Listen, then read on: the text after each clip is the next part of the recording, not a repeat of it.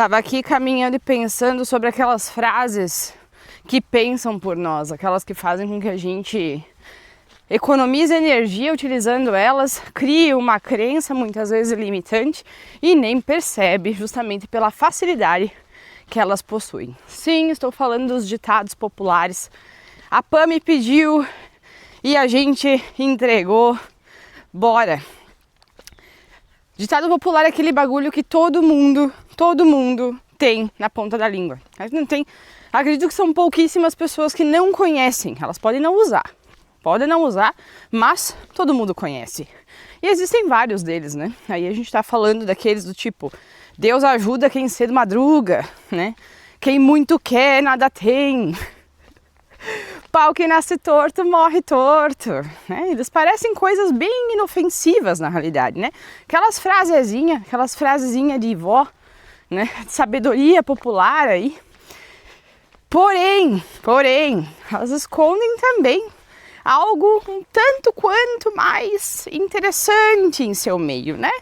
Digamos que muitas delas funcionam, se não todas, funcionam como um tipo de programa mental disfarçado de conselho. Hoje eu vou destrinchar esse assunto aí, essa, entre aspas, engenharia invisível dos ditados populares na nossa vida.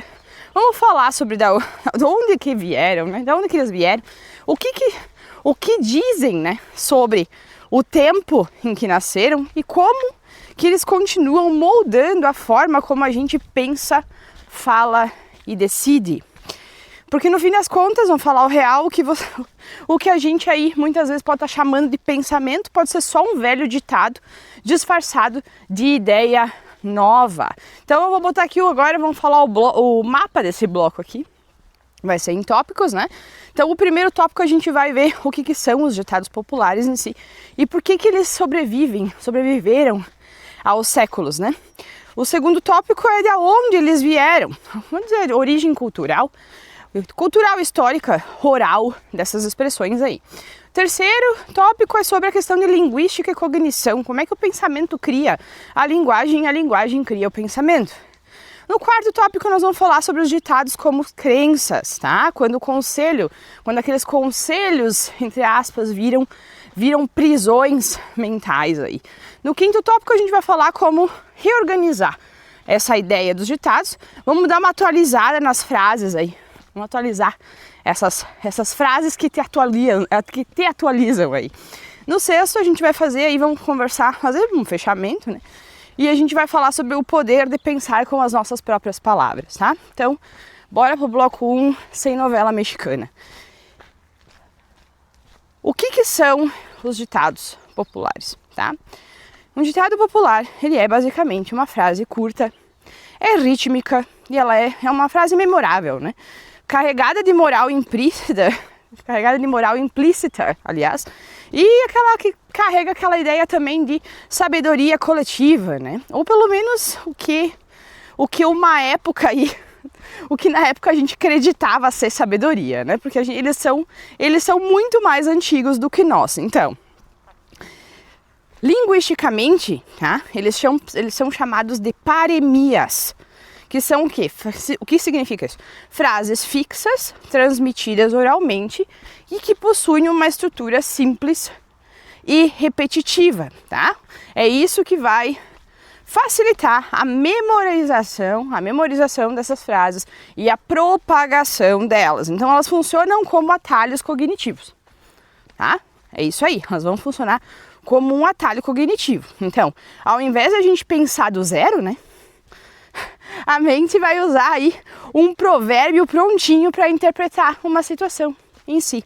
Então, assim, tem aquele ditado lá: mais vale um pássaro na mão do que dois voando. Vamos dizer que esse ditado é uma forma bem compactada de dizer evita risco desnecessário. Tá? Então, digamos que os ditados eles vão funcionar como uma economia de raciocínio. Tá? Economia de raciocínio. E para querer tentar um pouquinho aí ter um pouco mais de uma eficiência mental, tá? Então, o preço disso, porque tudo tem um preço na vida, né, gente? Vamos falar bem a verdade. Quando eu tô falando de preço aqui, não tô falando só em questões de dinheiro, vocês entendem o que eu quero dizer. Isso já é uma forma de, né, fazer aí uma pequena metáfora, uma coisa que qualquer pessoa vai poder entender, um tipo de comparativo. Então, o preço disso pode ser alto, sim, né? Esses atalhos aí, eles muitas vezes, inclusive, simplificam realidades, coisas complexas. Eles simplificam demais as coisas, tá? Eles tiram a profundidade de uma questão e incluem aí uma superficialidade. Tudo isso para poupar energia, para poupar nossa energia mental, né? Então, assim, esses ditados, eles podem muitas vezes, inclusive, em função dessa superficialidade, eles podem transformar, tá? Eles transformam contextos em dogmas, eles transformam prudência em medo e cautela em paralisia. Essas palavras não são sinônimas, tá? Que fique muito claro isso. Então, um ditado, ele vai funcionar como um aplicativo mental, tá? Ele é como se fosse um aplicativo mental. Ele é útil em algumas questões, mas ele vai ser útil até ele começar a travar o sistema todo, tá? Então tem esse ponto que é interessante lembrar. Aí vamos passar para o bloco 2 e aqui a gente vai falar de onde eles vieram, tá? Os ditados, eles são tão antigos quanto a linguagem, tá? Quanto a linguagem. Então esses textos aí, vamos assim, em textos sumérios, gregos, chineses e bíblicos, eles já existiam. Já estão ali, já estão presentes ali. Então a Bíblia, por exemplo, tá? A Bíblia, ela tem um livro inteiro dedicado a isso. É o que chama lá os provérbios, né? Então, digamos que esse livro aí a Bíblia, essa seção da Bíblia aí chamada Provérbios, funcionaria como uma espécie de, entre aspas, um manual de sabedoria cotidiana. Vamos botar assim, de uma maneira bem neutra. Já lá na Grécia Antiga, esses ditados eram os ensinamentos dos filósofos, né? De filósofos e camponeses. Então é aquela coisa, né? Ia passando boca a boca ali. Na China tem um nome, o nome do negócio, eu não sei se eu vou conseguir, não sei se é a pronúncia certa, mas o nome é Shengyu, tá? Shengyu seriam esses ditados populares que condensavam, inclusive, 4 caracteres, tá? Eles eram condensados em 4 caracteres, que seria, vamos assim, o espírito de uma história em si. Então seria uma história toda em 4 caracteres aí, tá? Já lá na Idade Média ali, na Idade Média Europeia, né? Na Idade Média Europeia, os ditados eram usados pelos analfabetos, tá? Era utilizado pelos analfabetos para eles transmitirem, numa questão de transmissão de moral e regras sociais. Naquela época aí, né, tipo, o conhecimento, né, a grande maioria da população não sabia ler, não tinha nada disso. Então, os ditados eram aí uma maneira simplificada, uma maneira muito fácil dessas pessoas também, né, trazerem aí as suas ideias de moral e de regra dentro da sociedade. Então, em suma, tá? Ou seja, tudo isso aqui, os ditados, eles nasceram como códigos culturais, tá? Vamos dizer que eles nasceram como códigos culturais, que seriam formas aí de passar valores, hierarquias, né? O modo de pensar que não precisa de instrução, que não precisa de, por exemplo, escola, né? Ou não precisa aí aprender a questão né? Aprender a ler e escrever, o que a gente envolve aí nas questões de aprendizado. Então, essa é a chave, vamos dizer assim, dos ditados. Por quê, cara? Porque eles não são neutros. Como tudo, eles também não são neutros, tá? Eles são basicamente instrumentos de socialização. Ou seja, eles moldam as ideias do que é certo e errado, possível e inaceitável, né? Sacaram o lance? Então, digamos que um ditado rural, né? Vamos botar ali das pessoas aí falando da questão das pessoas, entre aspas, analfabetas, né? Da questão não letradas, vamos falar assim, mas que possuem a sua sabedoria. Então, esses ditados vão ensinar, né? Vão ser usados no ensinamento da sobrevivência. Tá? Então, já um ditado que cunho religioso, ele vai ensinar a questão na maioria das religiões, da submissão. Tá? De se submeter a, no caso, né, submeter a Deus, indeferidamente, é se submeter a alguma coisa. E já um ditado urbano, que a gente conhece aí, né, na vida da cidade, ele vai pregar a ideia da esperteza. Eu dou risada porque só criando o roteiro desse episódio aqui, eu fiquei pensando assim, esperteza, ok? Tem uma certa discordância aí, mas tudo bem, vamos seguindo. Então, em todas essas formas de ditados populares, tanto os rurais, religiosos, urbanos, seja lá quais eles forem, todos eles, de alguma forma, eles vão definir, presta atenção nisso aqui, eles vão definir o que é considerado normal. Sempre vai ter que puxar nesse negócio da questão da normalidade. A ideia é essa, tá? Então, os ditados, eles nasceram para ensinar, porém, eles também domesticam, tá? Eles domesticam o pensamento, tá? Muito bem, vamos passar para o bloco número 3. Questão de linguística, a linguística e a questão da cognição, tá? Como é que o pensamento aí, o pensamento e a linguagem, tá? Como é que eles se criam mutuamente? Da onde veio essa história aí? Então, aqui vamos entrar um pouquinho na questão da ciência por trás disso. Então, a linguística cognitiva, tá? Ela mostra que a linguagem não é só reflexo do pensamento, tá? Ela vai moldar também o pensamento. Tá? Então, essa é a chamada aí hipótese de Sapir-Whorf. Eu acho que é assim que se pronuncia. Vocês sabem que as minhas pronúncias do inglês aqui são mais alemanizadas, tá? Então, essa hipótese, ela foi formulada por 2 linguistas americanos, né? Lá no século XX, tá? E essa hipótese diz o seguinte, abre aspas, nós vemos o mundo através das lentes da língua que falamos.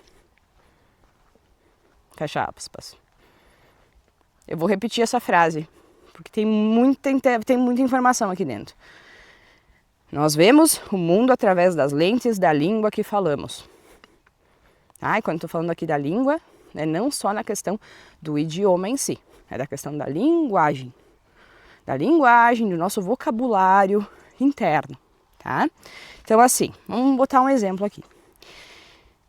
Os povos esquimós, tá? Os povos esquimós. Acredito que todo mundo conhece aí. Inclusive, tem quem diga que chamar eles de esquimó em algumas culturas, isso é tanto quanto desrespeitoso, tá? Esses povos aí, eles possuem dezenas de palavras para falar sobre neve. Para falar sobre a neve, tá? Por quê? Porque eles precisam perceber as diferenças sutis na neve, coisa que nós, como nós não moramos, não pertencemos a esse povo, a gente ignora, a gente não sabe, não percebe, tá? E em contrapartida, existem, né, aí as tribos que não possuem palavras, tá? Não possuem palavras para ontem ou amanhã, tá? Existem aí tribos que não possuem essas 2 palavras, não tem nenhuma definição dessas 2 palavras aí no idioma deles, tá? E justamente por isso, né? Justamente por esse não uso das palavras ontem e amanhã, né? Eles vivem de maneira literal, tá? No presente linguístico. tá? Então, isso é muito interessante também. Então, a linguagem em si, ela vai definir o que nós podemos pensar sobre. Quantas vezes aí você já teve alguma situação que vocês tiveram, que vocês não encontraram palavras para descrever aquilo, e então isso tudo caiu somente no terreno subjetivo, porque justamente pela falta de explicação, quando você não consegue, justamente por isso, né? A linguagem define o que tu pode pensar sobre a experiência. Se tu não tem uma linguagem para poder expressar, para poder, né, inclusive pensar, falar contigo mesmo a respeito da experiência em si, então como é que você vai conseguir falar sobre ela em voz alta? Então ela vai cair toda ela no terreno subjetivo, vai ficar ali somente como experiência. Daí vem aquela frasezinha lá que é bem utilizada por muita galera, né? Muita das galera aí do círculo espiritual, né? Só sentindo, não tem como explicar, é só sentir, tá? Então, é dentro desse lance aqui. Então, dessa forma, os ditados, eles são microsistemas de linguagem, tá? E eles vão funcionar, aí, basicamente, vamos botar assim, ele vai funcionar como um tipo de óculos mental, tá? Então, esses microsistemas de linguagem vão funcionar como óculos mentais, tá? Quando a gente cresce, tá? Quando a gente cresce aí, ouvindo, por exemplo, dinheiro não traz felicidade. Quantas pessoas já não escutaram isso lá na infância? Então, o que pode... Eu entre elas, tá? Então, o que acontece? Escutar isso de maneira repetida na infância pode fazer com que a gente internalize uma estrutura linguística que associa a riqueza, a ideia de riqueza financeira, à culpa, tá? Esse é um ponto. Aí tem aquele outra frase que eu acho que todo mundo também já escutou em algum momento. Homem não chora. Tá? Homem não chora.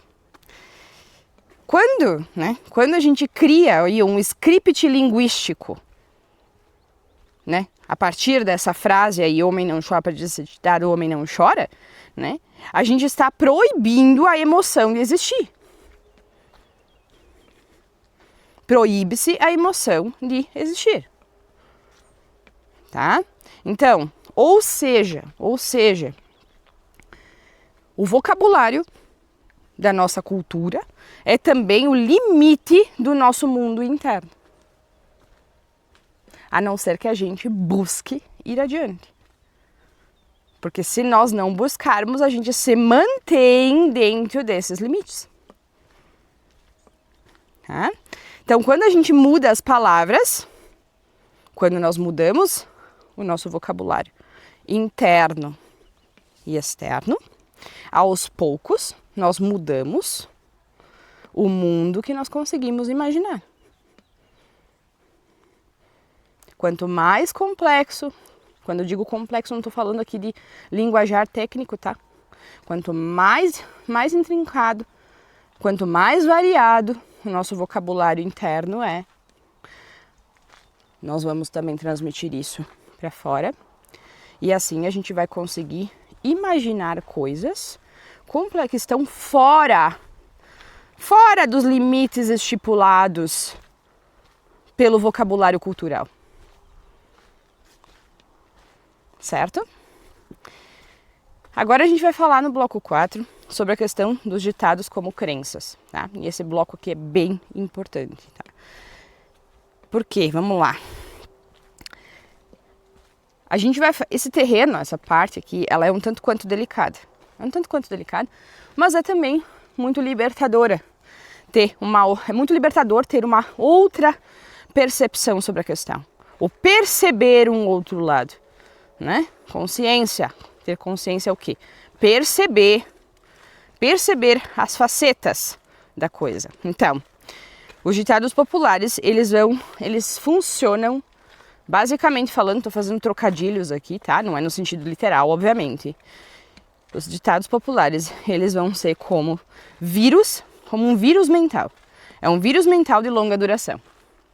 Tá? Alguns vão fortalecer o nosso organismo emocional. Tá? E outros vão criar infecções, infecções de crenças. Tá? Então, o mais perigoso, vamos botar assim aqui, tá? É que eles não entram pela razão. Não entram pela razão. Eles vão entrar pelo afeto. Lembra que o Antônio Damasio, o neurocientista lá, trouxe informação que a emoção sempre precede a ação, a razão. Não só ele falou sobre isso, mas também, eu sempre repito aqui, o Daniel Kahneman, né, o cara falou sobre o sistema 1 e o sistema 2. E o sistema 1 é o emotivo, e a maioria das pessoas está presa nele. É o emotivo, é o impulsivo, é aquele rápido, né, o imediatista. E o sistema 2 é a razão, ele é um pouquinho mais lento, ele é mais analítico, mais questionador. Tá? Então, como a maioria das pessoas vive utilizando, vamos dizer assim, somente o sistema 1, né? Só a emoção na questão toda, é justamente isso que faz com que os ditados populares, entrem na mente e sejam, com o passar aí do tempo, de maneira muito mais rápida, utilizados como uma economia de energia. Então a pessoa não precisa pensar sobre. Ela tanto não precisa pensar que ela não vai chegar ao ponto de se questionar, ou melhor, ela pode chegar ao ponto de se questionar, mas até aí ela vai continuar utilizando esses ditados como se eles fossem algo inteligente, quando na realidade como se fosse sabedoria de fato. Quando na realidade não, pode ser muitas vezes apenas uma limitação, apenas uma fuga emocional, apenas uma desculpa, apenas uma autossabotagem aí, uma crença limitante que está sabotando a tua vida de maneira fantasiadinha de sabedoria, tá? Então assim, nós aprendemos aí, tá? Vamos retroceder lá na infância, lembrem disso. A gente aprende ouvindo as coisas da boca de quem a gente ama. Pai, mãe, avó. Aí depois tem professores, né? A gente aprende dessa forma. Aí. Por isso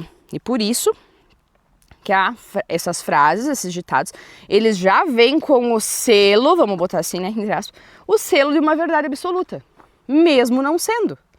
Quer dizer que os nossos pais, avós, têm culpa? Não, porque eles também repetem.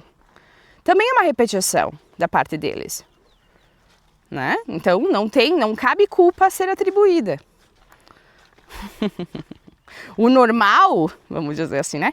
Esses ditados, eles entram na esfera da normalidade. Inclusive, tem muita gente que gosta de utilizar ditado popular para usar como argumento ou final de frase. Tá ali falando sobre um assunto intrincado, que a pessoa muitas vezes talvez não esteja ali, não tenha a profundidade para poder falar sobre, ou não tenha a vontade também, né? E aí vem e fecha, já dizia o ditado, pá, o que acontece? Corta a conversa, acaba o assunto, né? Vai falar mais o quê? Então, assim, o que muitas vezes parece um ensinamento de vida, tá? O que pode parecer um ensinamento de vida, esses ditados aí, pode também ser muitas vezes, né, apenas um script invisível que tá te limitando, cara. É isso, porque pensa quantos anos, né? Quanto tempo que a pessoa fica repetindo. E quando eu digo isso, não é somente o repeteco, porque o repeteco inconsciente, né? Ou quando não percebe-se, aquela coisa automática, não faz nada. Mas os ditados populares são utilizados com consciência. Tá? Então, assim, a repetição com consciência, ela vai levar a pessoa a fazer o quê? A passar a agir através daquilo. Então, por isso que eu sempre friso aqui. Simplesmente na frente do espelho ficar repetindo um monte de coisa, querer vencer a mente pelo cansaço, pode ser um meio. Só que vai demorar muito mais do que tu entender como se faz uma repetição de fato. Lembra? Repetir até papagaio repete, cara. E não é porque um papagaio repete aí alguma coisa, quer dizer que ele está entendendo o que ele está repetindo. Então assim, nós vamos fazer agora um exame, tá? Fiz aqui, ó, eu me dei o trabalho. Ó Pami, especialmente para ti. Eu fiz aqui uma análise de alguns ditados populares, tá? Lembrem que essa aqui é a minha análise, a minha interpretação, e ela vem do quê? Ela vem através da minha pesquisa, ela vem através do meu estudo, ela vem através da minha prática, da minha experiência, tá? Então, lembrem disso. Eu sempre friso aqui, nenhum tipo de interpretação, né, qualquer tipo de interpretação de outras pessoas não vai substituir a interpretação que você pode fazer sobre alguma coisa. Porque você pode ir muito além de mim e inclusive interpretar de uma maneira completamente diferente. Então assim, a ideia aqui é só colocar, vamos dizer assim, uma espécie de, entre aspas, incentivo. Um negocinho ali, vamos dizer assim, um petelecozinho aqui de dúvida para ti, tá? Para te pensar a respeito do negócio. Então, vamos falar sobre eles aqui. Eu vou começar falando do ditado: quem espera sempre alcança. Tá? Quem espera sempre alcança. Esse ditado parece muito bonito, né? Ele parece bonito, ele muitas vezes vai inspirar, ele vai nos inspirar, né, a paciência. Só que, na prática, ele também reforça a passividade disfarçada de fé. Então, ele pode aí tá criando pessoas que esperam o emprego certo, que esperam o amor certo, que esperam o momento certo o tempo todo. E nunca, né? E muitas vezes aí não agem porque a hora ainda não chegou. Ainda não é a hora, ainda não é o momento.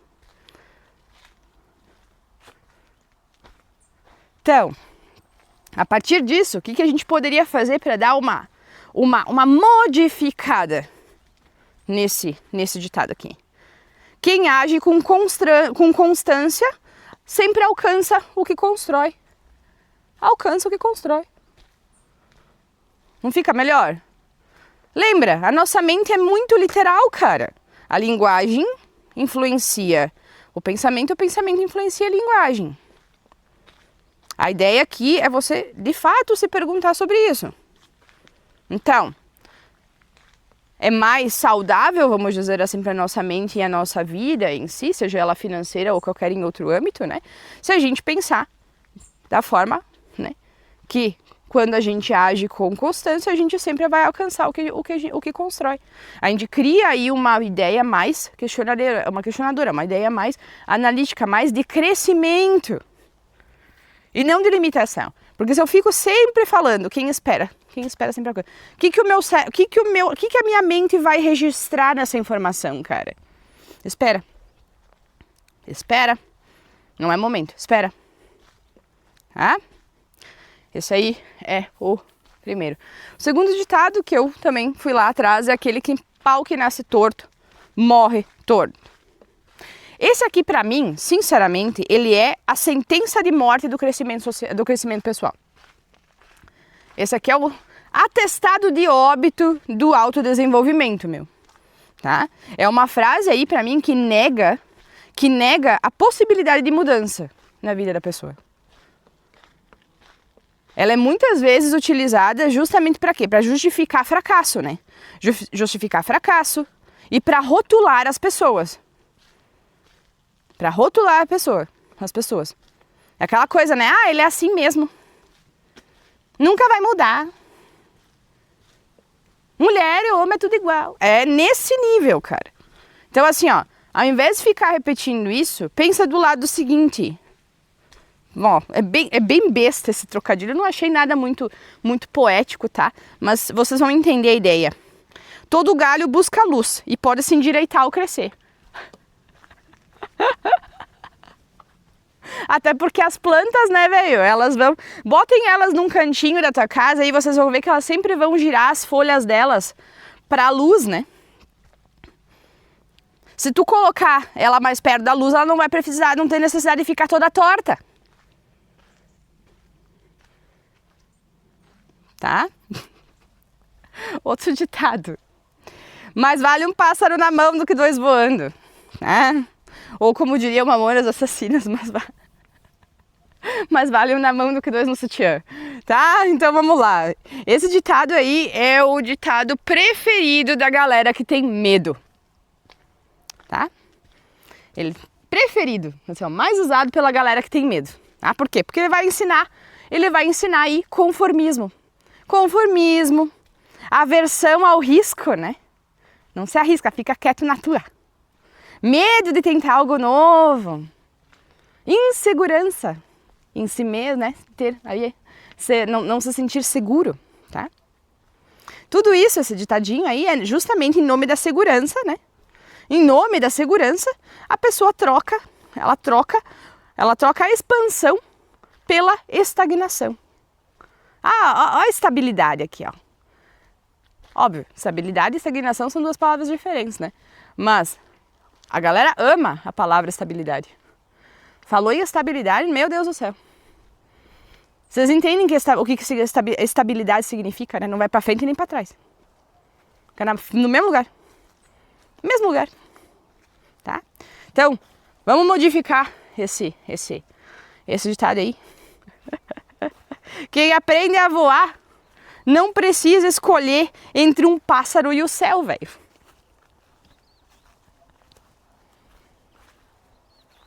Não precisa, porque daí tu tem muitas outras possibilidades aí de crescimento, né? Não é mente binária, cara, tá? Nós já não temos mais a desculpa hoje de a gente só ficar na mente binária, com o tanto de informação que nós temos, cara. Não tem mais essa desculpa. Podemos usar como muleta? Pode, mas não tem desculpa, cara. Não tem desculpa. Quando eu digo mente binária, eu tô falando o seguinte: ou é bem ou é mal. Ou é bom ou é ruim. Não existe nuance, né? É só preto e branco. A vida da pessoa é em preto e branco, 2D. 2D, só duas dimensões aí. Não consegue ver os meios, né? O que está na lacuna ali entre um e outro. Né? Outro ditado. Em time, esse aqui é ótimo, né? Em time que está ganhando, não se mexe. Tá aqui, pariu. Parece até uma prudência, né? Parece prudência. Mas vou falar bem uma verdade, isso aqui é um mantra de quem curte ficar na zona de conforto. Ai, né? Ele ensina aí, ele nos ensina a ter medinho da inovação, né? A evitar mudança. Mesmo quando as coisas ao nosso redor já mudaram, mesmo quando a vida já está nos empurrando para uma mudança, porque quem nunca foi aí movido pela vida a mudar? Por quê? Porque a gente fica muitas vezes batalhando, querendo, né, contra. Não, a gente usa o nosso livre-arbítrio para quê? Para lutar contra, não quer mudar. Então, beleza, fica ali na ilusão de ficar sempre na estabilidade, né? Sempre no mesmo lugar. Aí vem a vida e diz assim: ah, beleza, meu filho, agora tu não tem mais escolha. Toma. Agora tu vai. Não tem essa história.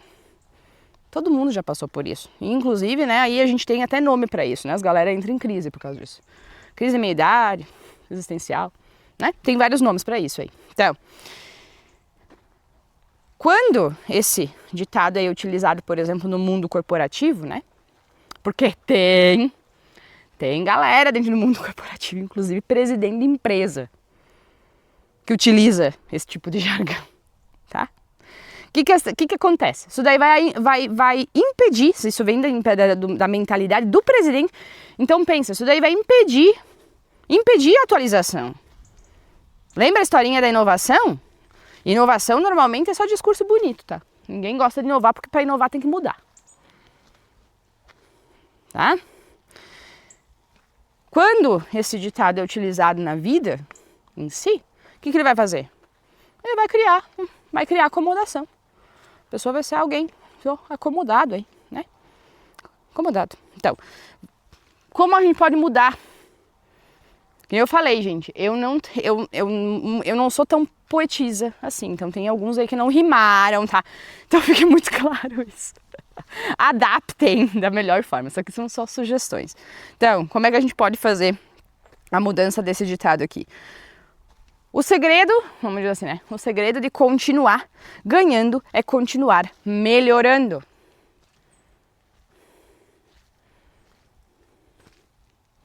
Continuar ganhando.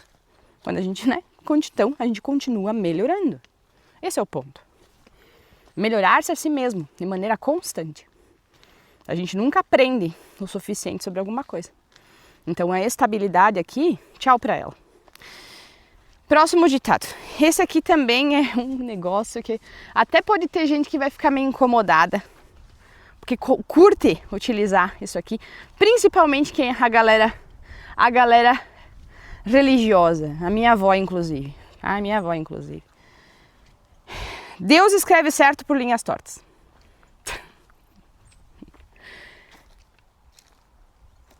Essa é uma das queridinhas, né? Das mais queridas aí da galera. Então, pode ser um negócio meio complicado. Por quê, velho? Porque esse ditado pode ter estado... Esse ditado ele pode estar transformando o caos em desculpa. E transformando a inércia em fé. Vai ter gente aqui que vai ficar puta da cara agora. Então, assim, ao invés de agir, né? Ao invés da gente agir, a pessoa vai ficar terceirizando a responsabilidade pro destino, né? Destino, divino, seja o que for. Ela vai ficar terceirizando essa ideia aí. Então, tenta dar também uma modificada nisso aqui, cara. Não é indolor. Pode fazer o seguinte: Deus escreve certo, mas me deu a caneta. A caneta na tua mão. Vocês já pensaram, até vou fazer um adendo aqui, ó, já que eu dei o peteleco de leve aqui na questão da crença, né, da religiosidade aqui. Vocês já pensaram no seguinte, que quando as pessoas pedem, né, que seja o que Deus quiser. Cara, e se Deus olha pra ti e diz o seguinte, tá, mas seja o que tu quiser. Aí a pessoa diz assim, não, mas seja o que você quiser. Não, mas seja o que o Senhor quiser. Não, mas é tu que escolhe, filho, tu tem livre-arbítrio. Então seja o que seja o que você quiser. Como é que fica essa situação? A pessoa vai ter, então ela vai definir o que ela quer? Como é que a gente pode se mover na vida sem saber pra onde nós vamos? Sem saber o que a gente quer, velho. É muito fácil usar a ideia do seja o que Deus quiser. É facílimo. Por quê? Porque isso vai poupar o trabalho de a gente ir atrás e saber o que a gente quer. Porque normalmente a gente pensa em tudo o que a gente não quer por primeiro. Se tu for perguntar aí pras pessoas, cara, alguma coisa, fazer a pergunta bem direta na cara, assim, ó. O que tu quer? Tem gente que vai ficar catando mosca. Vai começar falando o que não quer. Eu era uma dessas pessoas. A gente é a nossa velha aprendizado de sempre pensar no que não quer primeiro, de sempre pensar nos nossos defeitos primeiro e não saber as qualidades, né? Pois é. Passando pro próximo, que eu falei antes, mas eu vou aprofundar agora. Homem não chora. Homem não chora. Isso aqui é a bomba emocional fantasiada de virtude, velho. Pelo amor de Deus, que bagulho mais ridículo. Sinceramente. Então, cria aí, tá? Vem criando gerações de homens aí incapazes de expressar dor.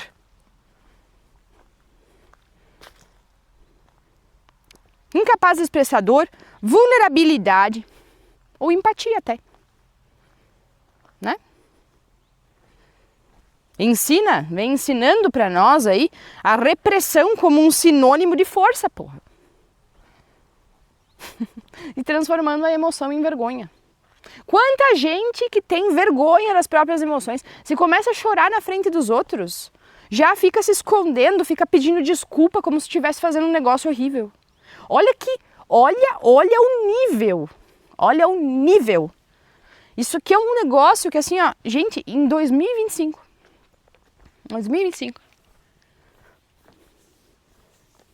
galera que faz isso devia ir pra terapia, meu.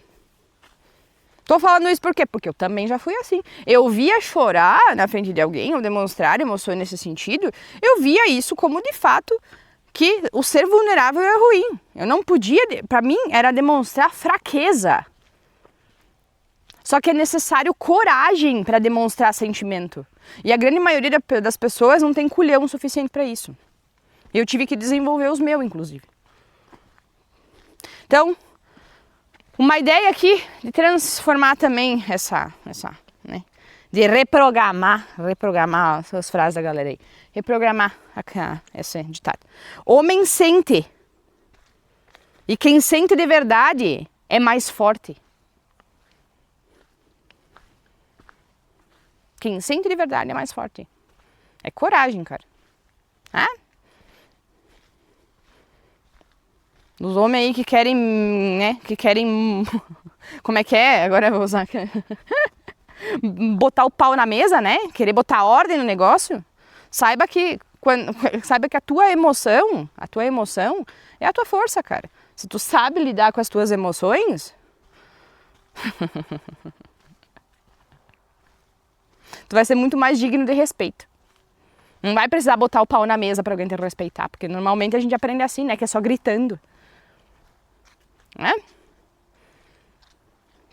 Não só pra homem, é pra mulher também, né? Então, só sem o pau, mas enfim.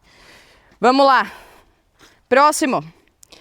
Mulher direita fala pouco. Isso aqui é também assim, ó, pelo amor de Deus, é um vírus cultural. Isso aqui é um vírus cultural, tá? Traduzindo, né? Traduzindo é o quê? Mulher boa é submissa. Que prático! Que prático! Prático!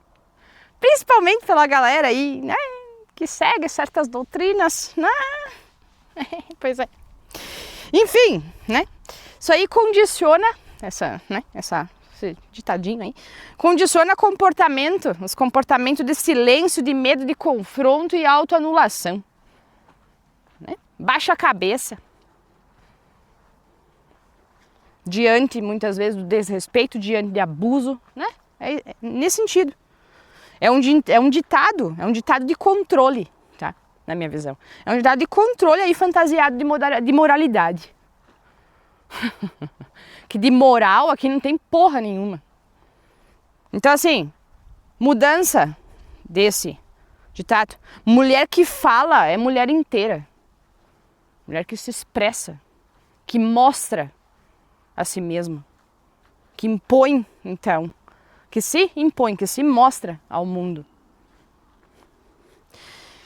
Próximo. Dinheiro não traz felicidade. Esse aqui é clássico. Utilizei durante muito tempo. Esse aqui é a muleta da galera. Esse aqui é a muleta, tá? Parece moral, parece moral, mas aí esconde uma culpa e uma escassez que não tem precedente.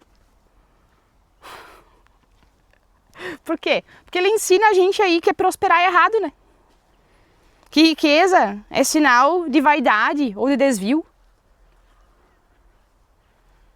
Quem disse que talvez aí uma pessoa não possa ser feliz tendo dinheiro? Lembra? O nosso cérebro ele é literal, nem ele é poético, né? Pode ser. Cara, o nosso cérebro é literal, meu. A nossa mente aí é literal, ela entende as coisas de uma maneira bem literal. Né? Então, vamos dizer assim, esse ditado aqui, ele cria adultos, inclusive eu durante muito tempo, porque eu já utilizava esse ditado como muleta. Tá? Eu utilizava esse ditado como muleta. Cria adultos aí que curtem, se sabotam, vamos dizer, que sabotam o próprio sucesso, né? Que sabotam o próprio sucesso para continuar puro, né? As ideias de pureza aí. Óbvio que vai correr da grana, né? Porque se dinheiro não traz felicidade, dinheiro é uma, né? É um desvio de caráter. Vamos reorganizando esse ditado aí, né? Dinheiro não compra felicidade, mas ele dá tempo e liberdade para cultivar ela.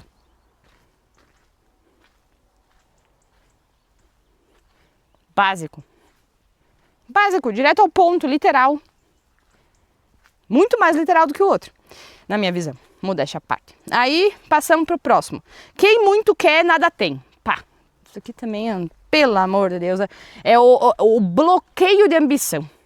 Um bloqueador de ambição, assim, ó, sem precedente. Por quê? Porque a galera entende a ambição como algo ruim também, né?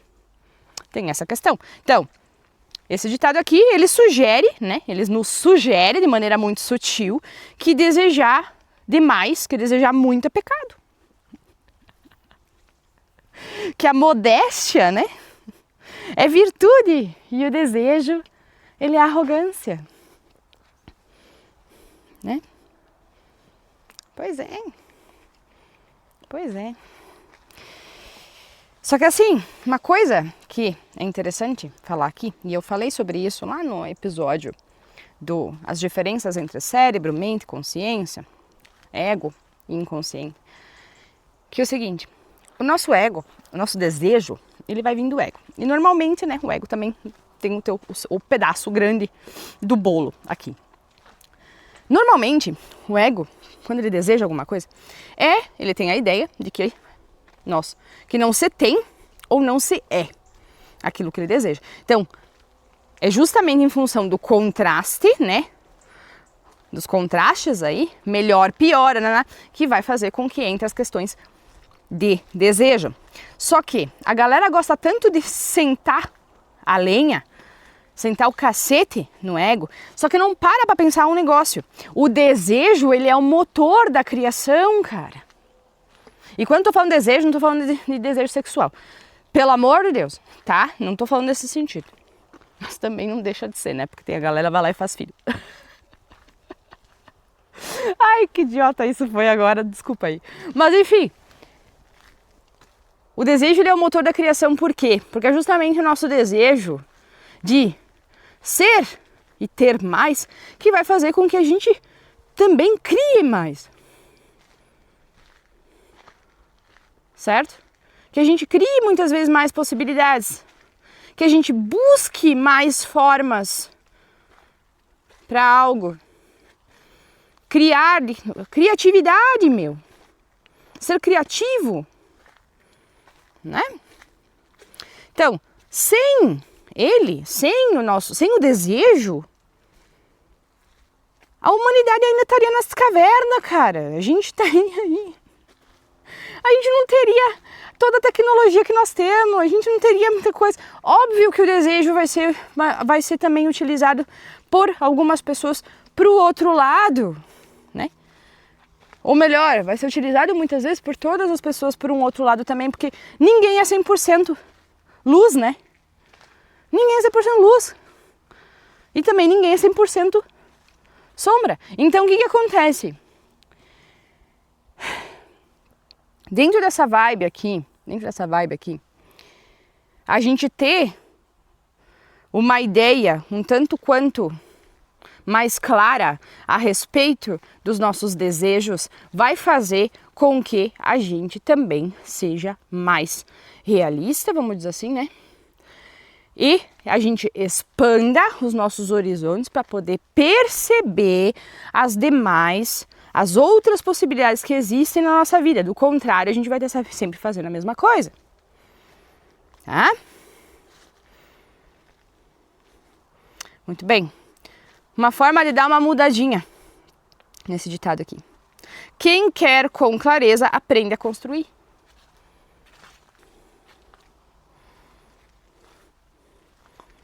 Aí eu vou botar aqui uma frase de Nietzsche, né? Quem tem um porquê aguenta quase qualquer como. Eu não sei se é bem assim, exatamente assim, mas a frase em suma é dele. Quem tem um porquê aguenta quase qualquer como.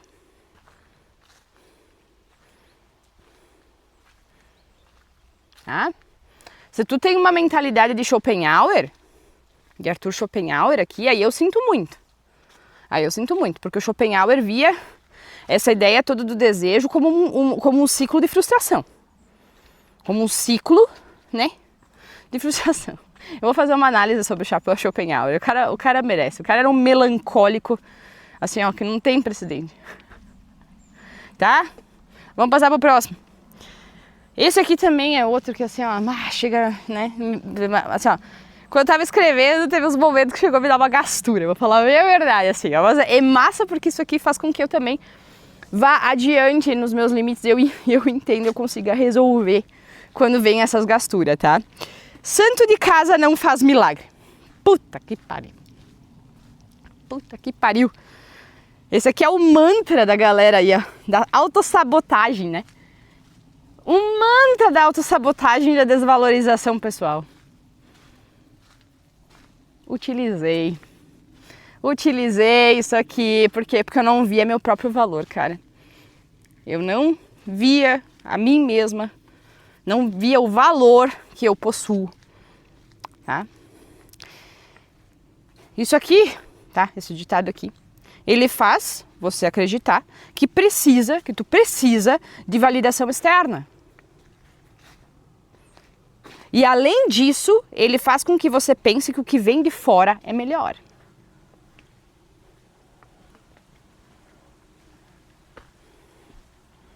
Então assim, ó, ele vai reforçar de todas as formas o complexo de inferioridade cultural e individual das pessoas.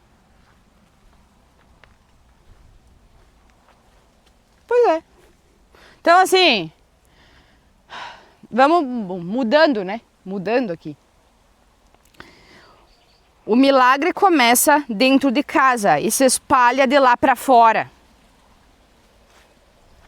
Tu pode trocar o casa pela tua própria mente, por exemplo. Ah?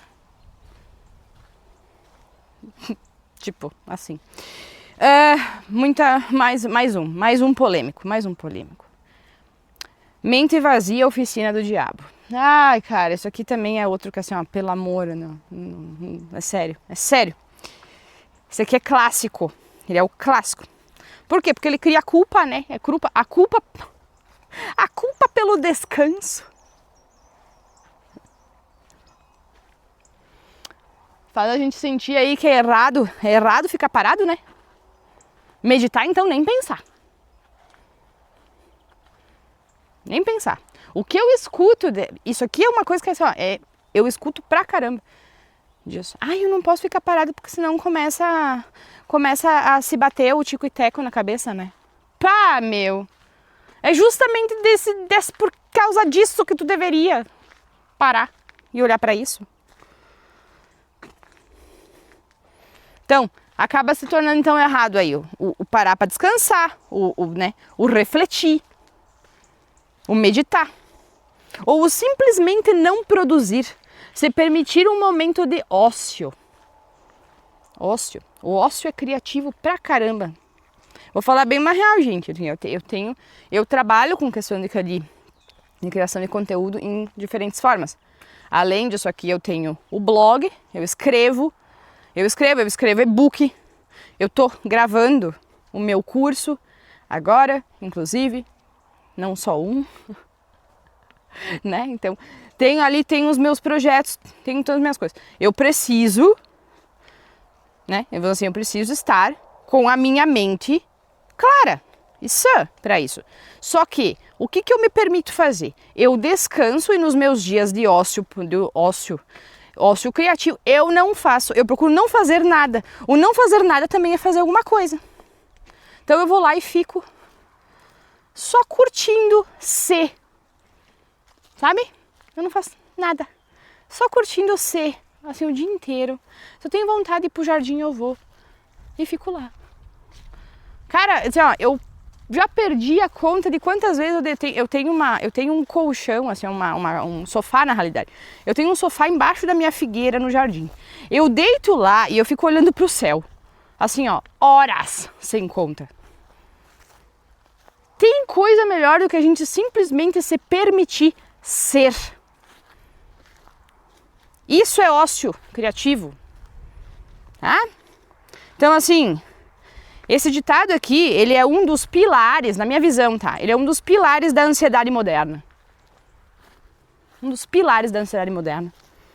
Aí foi uma herançazinha aí da moral protestante do trabalho, né? Que prático. Então, assim, uma forma de mudar isso aí. Mente quieta é oficina da criatividade. Mente quieta é oficina da criatividade, velho. Vamos passar pro próximo. Cada um com os seus problemas. Isso também é clássico. Deixa eu tomar uma água aqui, que esse episódio aqui tá sendo um pouquinho mais longo. Beleza. Vamos lá. Cada um com os seus problemas, tá? Ele parece ser um negócio de, assim, autossuficiência, né? Autossuficiência. Mas, a minha visão, ele é um isolamento emocional. É um isolamento emocional que cria aí a cultura da indiferença, né? Cultura da indiferença. Vocês já viram aqueles vídeos que a galera simula uma agressão ou alguma coisa e a galera passa do lado e nem aí? Ninguém vai ajudar ou perguntar ou tentar fazer alguma coisa. Onde tu acha que vem isso aí? Onde tu acha? Né? Então, pra mim, essa cultura da indiferença sobre a questão de cada um com seus problemas, pra mim isso daí é tudo e o oposto todo o oposto da empatia, do que a gente pode chamar de empatia, né? Enfraquece vínculo, ele enfraquece vínculo e impede cooperação. Tá? Então, uma mudança para esse aqui, compartilhar o peso torna o caminho mais leve. E eu até já falei sobre isso lá no episódio, sobre a questão dos relacionamentos, né? Sobre a questão da parceria nos relacionamentos, que eu falei que eu e o meu marido, quando a gente se conheceu e tal, e a gente nós casamos, o que acontece? Tanto eu quanto ele, nós éramos pessoas extremamente autossuficientes, a gente procurava fazer absolutamente tudo sozinhos. Aí como é que tu faz num casamento que duas pessoas puxam a responsabilidade para si e querem fazer tudo sozinha? Onde é que fica a parceria? Onde é que fica a cooperação nesse meio tempo? Nós aprendemos a contar um com o outro, a dividir a carga, de fato. Né? E isso tornou a nossa vida, nosso relacionamento muito mais leve. Inclusive, se eu tenho que pedir para ele fazer alguma coisa para mim, eu peço, ele pede para mim para fazer para ele. Cara, de boa. De boa. Só que isso é possível como? Como? Né? Passando para o próximo. Antes só do que mal acompanhado. Antes só do que mal acompanhado. À primeira vista, esse ditado aqui parece muito uma questão de amor próprio, né? De um alto amor aí. Mas ela também, quando, né, usada em excesso, ela pode estar querendo justificar aí um medo de intimidade. Né? Medo de intimidade. Uma pessoa aí que já se desiludiu, né? E aí depois começou a usar isso daí como desculpa para não trabalhar em si mesma, inclusive. Né? Vai criar aí um certo tipo de isolamento, a pessoa que teme ser ferida, né? E acaba se fechando para um vínculo real até. Vai acabar, às vezes, não conseguindo aí perceber quando alguém está de fato ali. Né?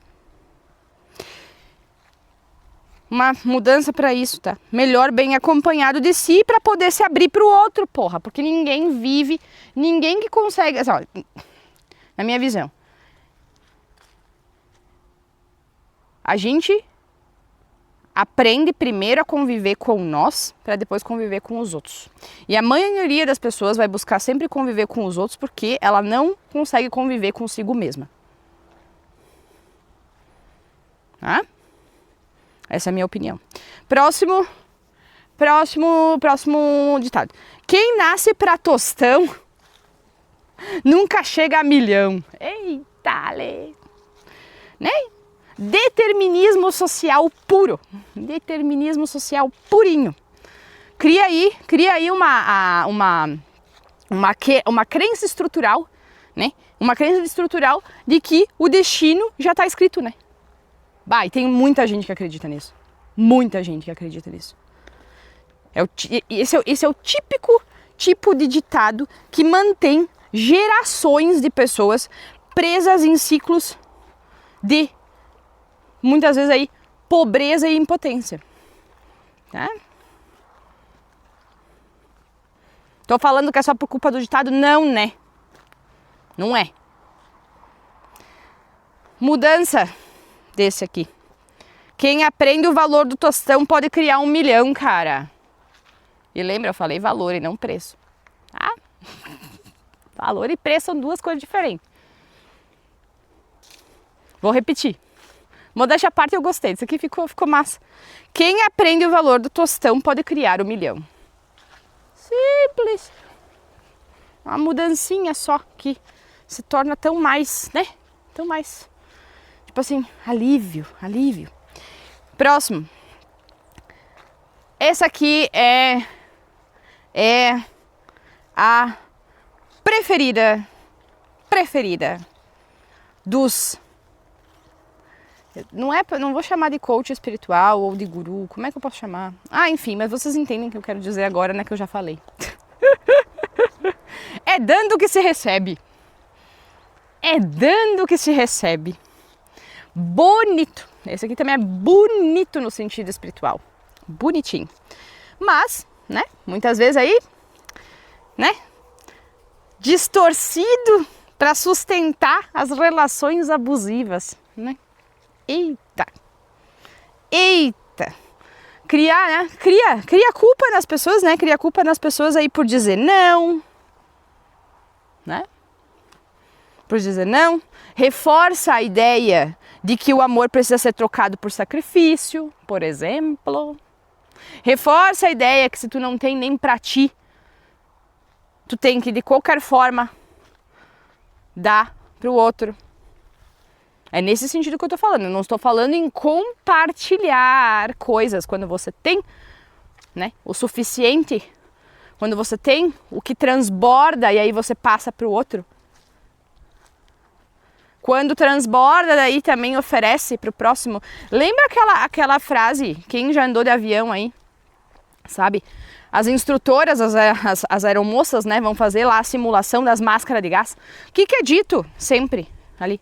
As máscaras de gás cairão sobre suas cabeças. Coloque elas, né, primeiro em você e depois você ajuda a pessoa do lado, cara.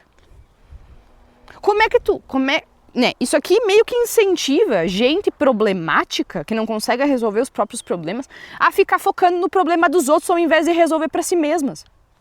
Tô falando por quê? Porque a Vanessa já caiu nessa caralho aí. A Vanessa era assim. A Vanessa achava que era assim. Usava, né? O poema aqui, o poema espiritual, utilizava dessa forma. Me pergunta o que aconteceu. Eu demorei para entender. Que primeiro é legal eu ter as minhas coisas resolvidas para depois poder também o dar e o receber na medida do possível de maneira equilibrada. Porque muita gente não linka isso aqui com equilíbrio não, tá? Não linka. Como é que a gente reformula isso aqui? Tá? O dar é nobre, mas só é amor quando há reciprocidade. Isso é um exemplo.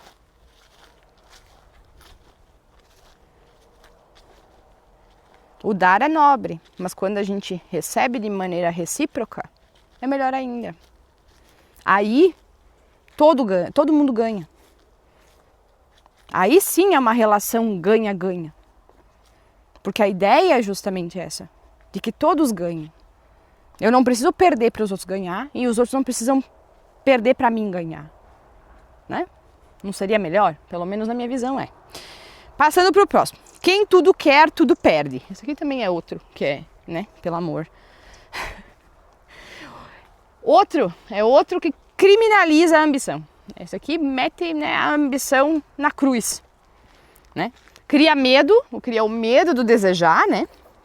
O desejar em grande escala. Quem aí? Quem diz, ai, mas eu não preciso de muito. Ai, porque não sei o que lá. Cara, tu tá determinando o negócio. Tu não precisa de muito, beleza. Tudo certo. Mas você está determinando a questão. Né? Desejar mais, né? Desejar muito, na minha visão, não é ganância, cara. Não é ganância. Pra mim isso é questão de vitalidade. A minha carrega uma questão de vitalidade. Porque se eu não quisesse ser e ter mais, eu não seria pesquisadora independente por 15 anos, meu. Mais 15 anos. Eu não leria, eu não teria lido meu primeiro livro, minha primeira biografia aos 8, 9 anos, cara. Eu não teria chegado na questão de compreensão aonde eu cheguei hoje. E mesmo assim eu sei o quanto eu não sei. Eu não sei de muita coisa. Eu ignoro muita coisa que eu sou ignorante. Sim, tem. Eu sei disso.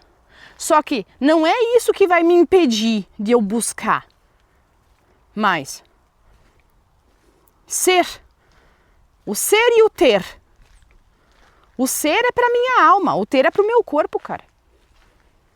Pô, meu corpo merece também, qual é o problema? O meu corpo gosta eu gosto de uma cama confortável, de uma casa confortável, de ter aí possibilidades aí de facilitar a vida dele, vamos dizer assim, né? Então, é dessa forma que eu entendo essa questão. Uma transformação aí desse ditado. Quem tudo quer com propósito, tudo aprende no caminho, porra.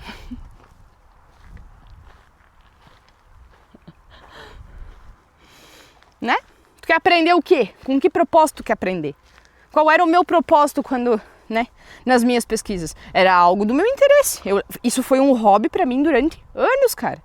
Teve momentos de lacuna, né, que eu chamo os meus momentos de anestesia. Teve. Eu tenho que ter também uma pausa, volta e meia, porque é muita informação, né? Quando eu tô estudando um negócio denso, eu tenho um momento ali que eu vou pausar, de fato, e depois, bora! Às vezes essa pausa aí são dias. Eu já contei aqui quando eu estava escrevendo um ensaio sobre a ilusão do eu, que está disponível lá no nosso backstage lá na unarte.com. Tá lá disponível para leitura. Quando eu estava escrevendo isso aí, eu tive que parar no meio durante um mês ou mais. Eu parei de escrever. Por quê? Porque o negócio o bloco ali era tanta informação, tão denso, a pesquisa e tal, que quando eu estou pesquisando um negócio, eu estou vivendo aquilo ali. A minha mente está concentrada naquilo ali, eu estou aumentando aquilo ali. Então, para mim não perder a sanidade, né? A gente tem que ter um equilíbrio, né? Eu faço isso da melhor maneira possível. Aprendi a fazer. Nem sempre foi assim, né? Então, em suma, esse aqui é isso. Quem tudo quer com um propósito, tudo aprende no caminho. E quando eu digo tudo aprende, né? Tudo vai... Não leva no sentido... Tudo aprende, não é que tu vai, por exemplo, eu sei de tudo. Não é nesse sentido, cara. Acho que tu entende aqui o que eu quero, né? O que eu quis dizer. Próxima. Casa de ferreiro, espeto de pau. Esse aqui normaliza também a incoerência, né? Normaliza a incoerência. É o ditado que justifica eu faço o que eu digo, não faço o que eu faço. Né? É uma outra formazinha bonita de falar isso aqui. Então ele, em vez de ele ensinar... tá vindo um carro aqui, cara. Pô, hoje é domingo. Pra que carro aqui? Vamos dar um pequeno pause no vídeo e logo mais eu volto. Voltamos. Aqui então nós estamos falando aqui, né, do Casa de Ferreira Espeto e Pau. Então, esse aqui é a justificativa, a forma diferenciada de falar, eu faço o que eu digo, que eu não faço o que eu faço, né? Então, muitas vezes, em vez de ele ensinar integridade, ele pode estar ensinando aí resignação. Hipocrisia. Hipocrisia também, né? Uma maneira de dar uma mudadinha nisso aqui. Quem for ferreiro pode começar afiando o próprio espeto. Ou o próprio machado. Vamos falar o próprio machado, que eu acho que é mais bonito. Né? Quem é ferreiro começa afiando o próprio machado. Né? Ou a própria espada. Essas foram as análises. Então, assim, no fundo,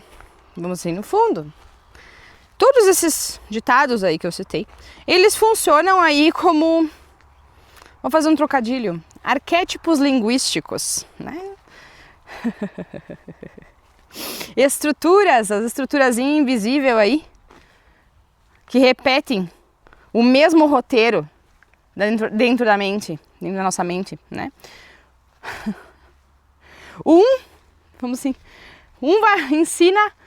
te ensina a esperar, o outro vai te ensinar a se conformar, o outro a se culpar, o outro a não tentar, tá? E a psicologia, ela chama isso aí de mecanismo de introjeção cultural, que é o quê? A voz da sociedade que você confunde com a tua própria. Olha aqui, ó, vida longa é o status quo, né? Senso comum. É o normal, né? Pois é. Então, o ponto-chave da questão toda é o quê? Tu não precisa apagar esses ditados aí. Não precisa. É só traduzir.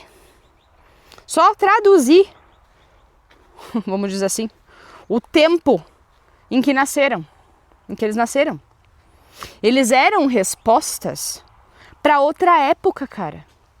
Era outra época. Eram outras visões, outra forma de mundo, meu. A época que tu tá vivendo hoje é outra. Já passou isso aí. Entende? Então, ditado basicamente, eles são aí como se fossem os softwares da cultura.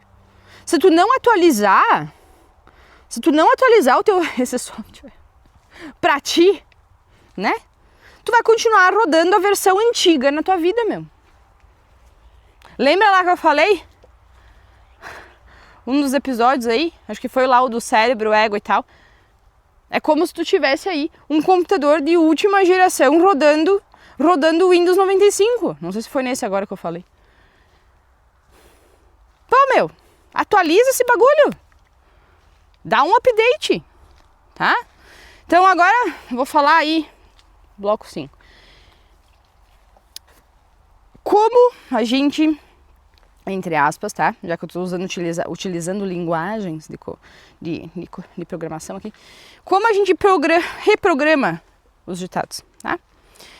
Tu não vai apagar um provérbio antigo, tu não vai apagar um ditado antigo. Assim como tu não vai conseguir apagar uma crença, tu pode reescrever o código, substituir negócio. Lembra? Reescrever código, substituir a narrativa, né? Expandir o vocabulário interno. Então, assim, a neurociência da linguagem, cara, ela mostra que as palavras, né, que palavras novas vão criar caminhos novos no nosso cérebro. Novas rotas neurais. Ou seja, nós somos os escritores das nossas rotas neurais, nossos caminhos cerebrais. Tá? Cada frase vai ser né, vamos dizer, falando do ditado popular, né, falando dessa a crença limitante. Cada frase é um padrão neural, quanto mais se repete de maneira consciente, mais e acompanhado, obviamente, do comportamento, né? Ação, mais forte isso fica, mais forte vai ficar, tá? Então, portanto aí, a reprogramação, nesse sentido, tá? Ela é simples, mas ela é bem interessante, ela é bem poderosinha, assim, tá? Então, vou te falar como é que eu fiz e faço. Apesar que, como eu fiz, hoje eu uso um outro formato para mim nas minhas questões, nas minhas narrativas internas, tá? Eu uso um outro formato, isso aí foi um negócio de estudo meu, que é o cisma, tá? Então, assim, quem quer saber o que é cisma, Vanessa? Vai lá olhar lá dentro do Incomum Arte Interior, tá aqui embaixo, que essa parte aí é uma parte do nosso backstage. Você vai ver o que é o cisma lá, tá? Então, vai lá. Eu não vou ficar aqui porque se eu tiver que dar explicação, a gente vai ficar mais um tempão. Vou fazer um episódio específico para isso. Então, assim,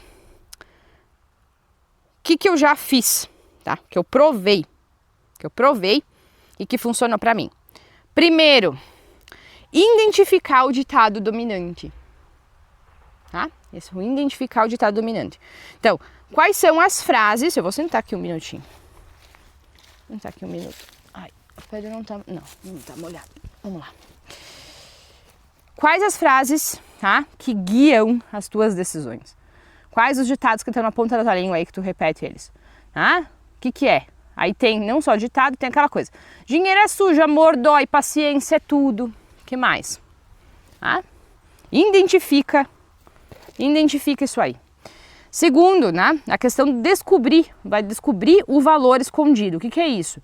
Todo ditado, essas frasezinhas que a gente repete, né, ou essas outras frases que a gente repete, elas tentam proteger alguma coisa. Elas vão tentar proteger alguma coisa.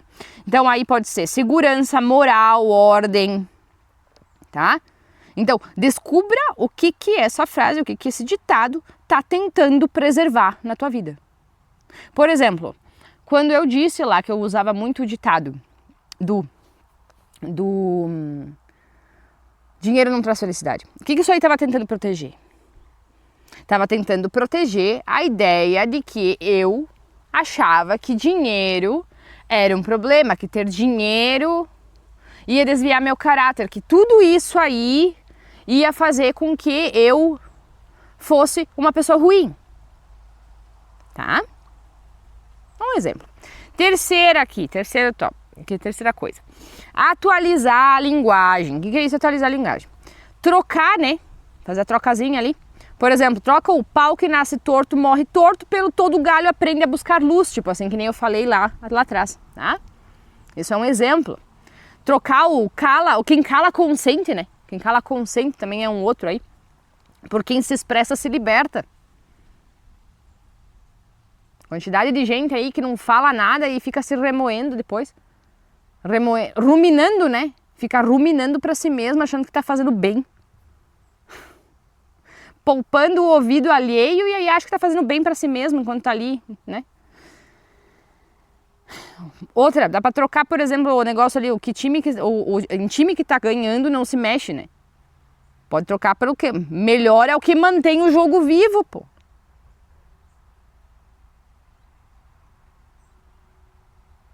Né? Quarta questão, daí tu vai repetir, tá? Até virar automático. Só que assim, ó, essa repetição que eu estou falando aqui é utilizada de maneira consciente. Por quê? O que é isso, Vanessa?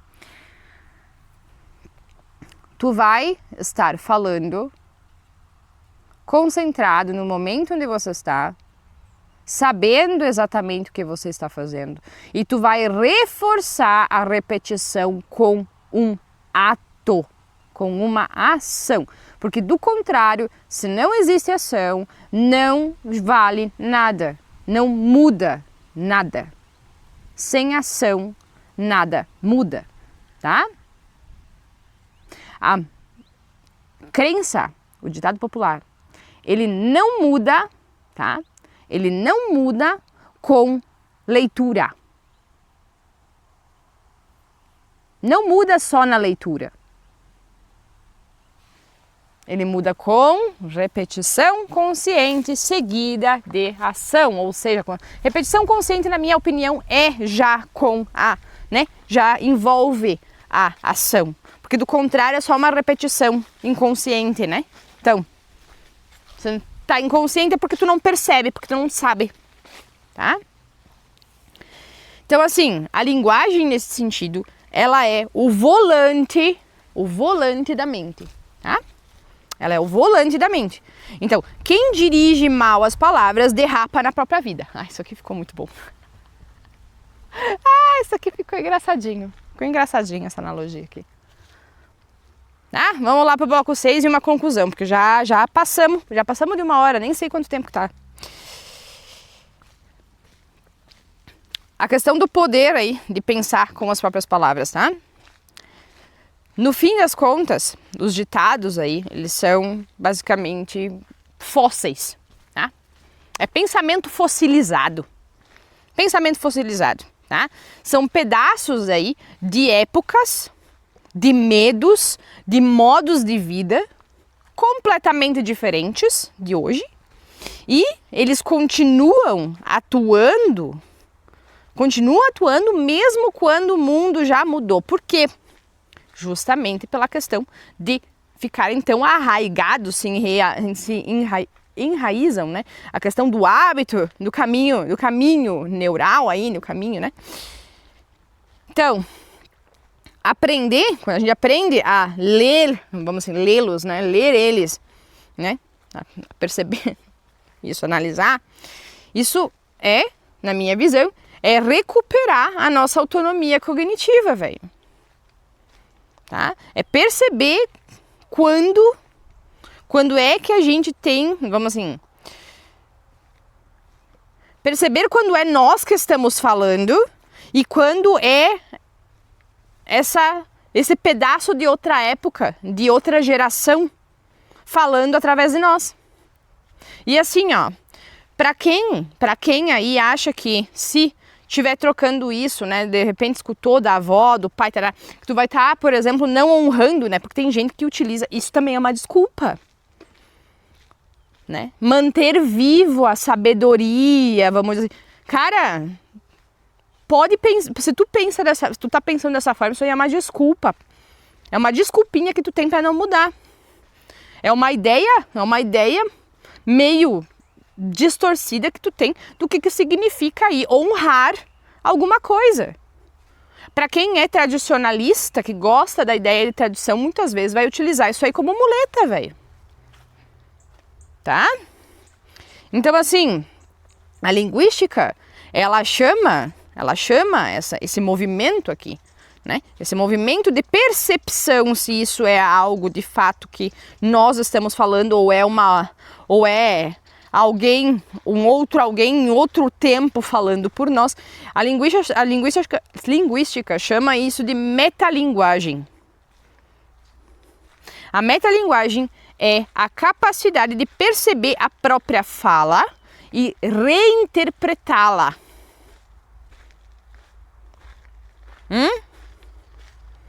Portanto, né, digamos que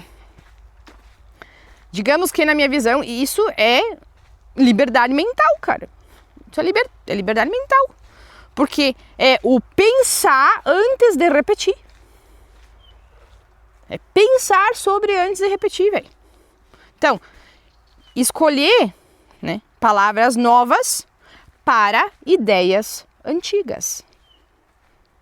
Foi o que eu procurei fazer ali quando eu falei da mudança de cada ditado, tá?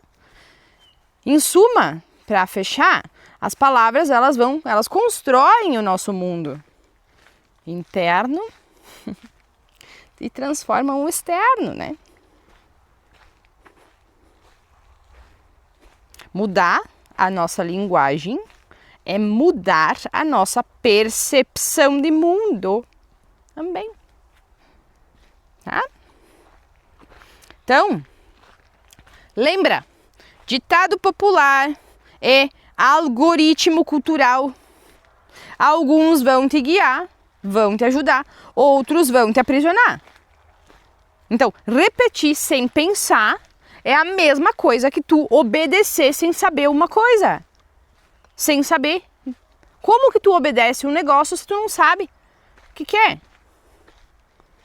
Pensar com as próprias palavras é o começo de uma maior, vamos assim, uma amplificação, de uma maior liberdade de percepção, entendimento e interpretação do que você chama de realidade objetiva.